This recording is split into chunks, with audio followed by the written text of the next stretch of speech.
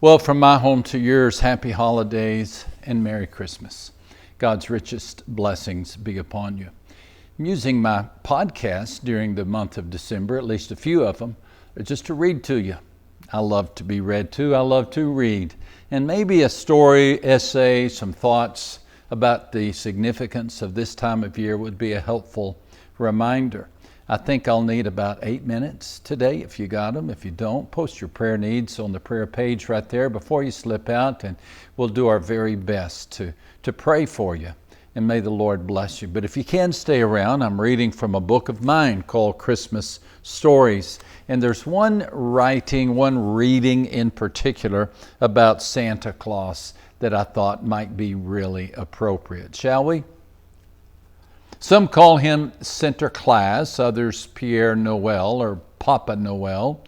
He's been known as Hotiocho, Sinterklaas, Father Christmas, Jelly Belly, and to most English speakers, Santa Claus.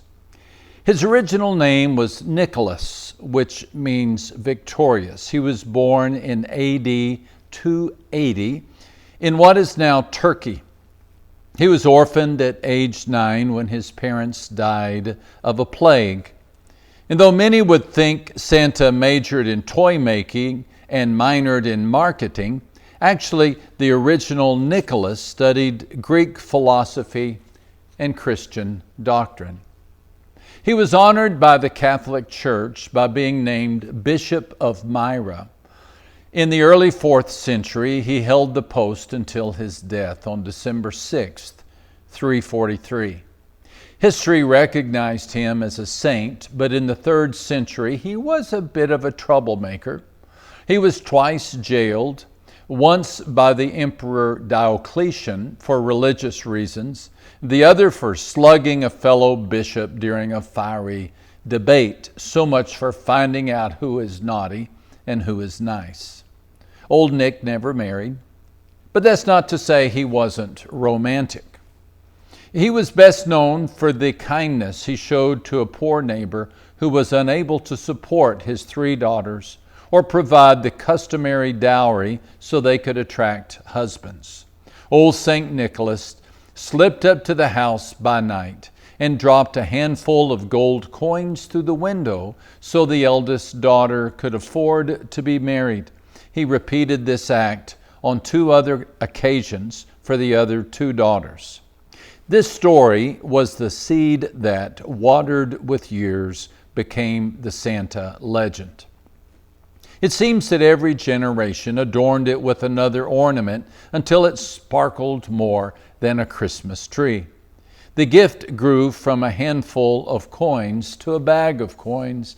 Instead of dropping them through the window, he dropped them down the chimney, and rather than land on the floor, the bags of coins landed in the girls' stockings, which were hanging on the hearth to dry. So that's where all this stocking stuff got started. The centuries have been as good to Nicholas's image as to his deeds. Not only have his acts been embellished, his wardrobe and personality have undergone transformations as well. As Bishop of Myra, he wore the traditional ecclesiastical robes and mitred hat. He is known to have been slim, with a dark beard and a serious personality. By 1300, he was wearing a white beard. By the 1800s, he was depicted with a rotund belly and an ever-present basket of food over his arm. Soon came the black boots, the red cape, and a cheery stocking on his head.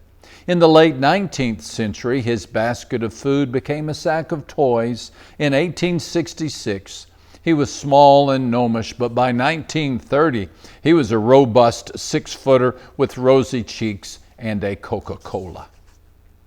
Santa reflects the desires of people all over the world.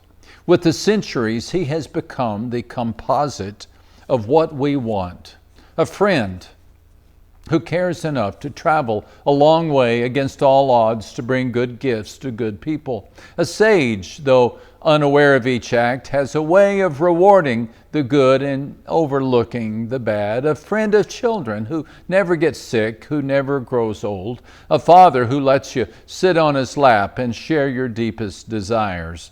Santa, the culmination of what we need in a hero, the personification of our passions, the expression of our yearnings, the fulfillment of our dreams, and the betrayal of our meager expectations. What?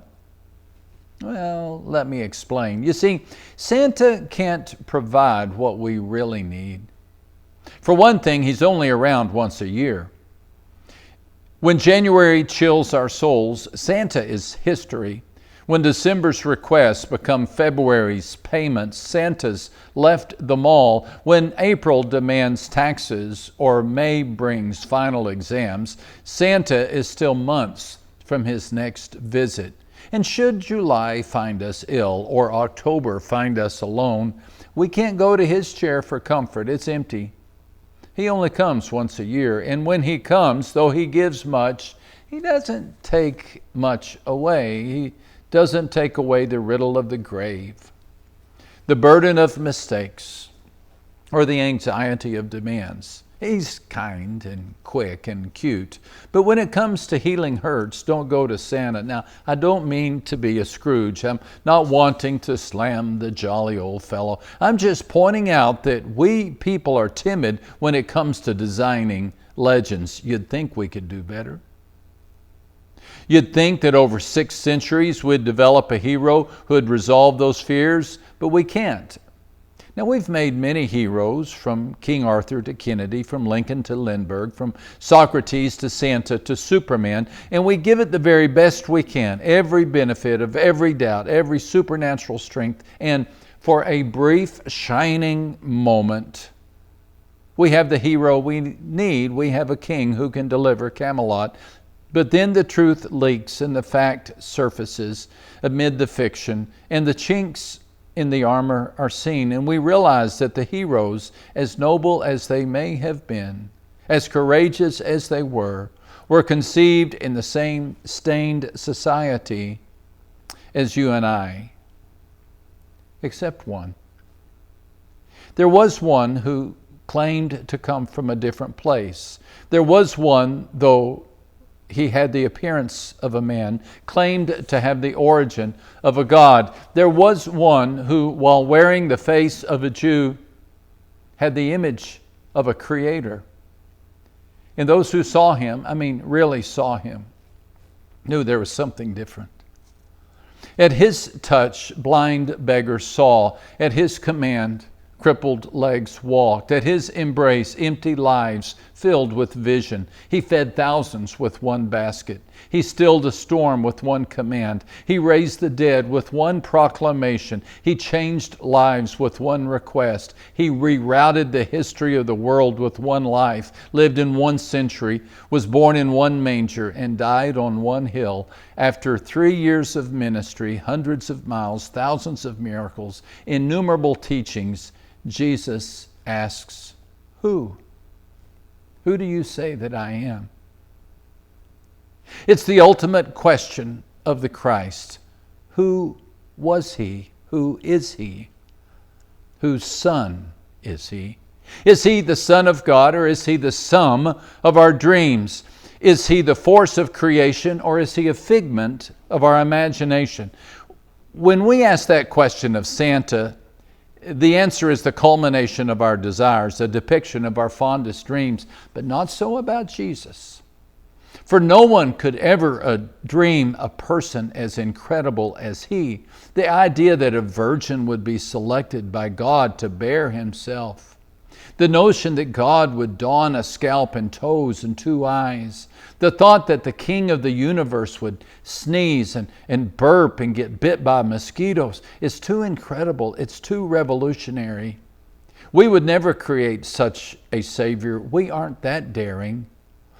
When we create a Redeemer, we keep him safely distant in a faraway castle. We allow him only the briefest of encounters with us. We permit him to swoop in and out with his sleigh before we can draw too near. We wouldn't ask him to take up residence in the midst of contaminated people. In our wildest imaginings, we wouldn't conjure a king who would become one of us, but God did. And God did. God did what we wouldn't dare dream. He did what we couldn't imagine. He became a man so we could trust him. He became a sacrifice so we could know him. And he defeated death so we could follow him. It defies logic. It's a divine insanity, a holy incredulity. Only a God beyond systems and common sense could create a plan as absurd as this. Yet it is the very impossibility of it all that makes it possible. The wildness of the story is its strongest witness. For only a God could create a plan this mad. Only a creator beyond the fence of logic could offer such a gift of love. What man can't do, God does. So, when it comes to goodies and candy, cherub cheeks and red noses, go to the North Pole. But when it comes to eternity, forgiveness, purpose, and truth, go to the manger. Kneel with the shepherds and worship the God who dared to do what man dared not dream. Merry Christmas.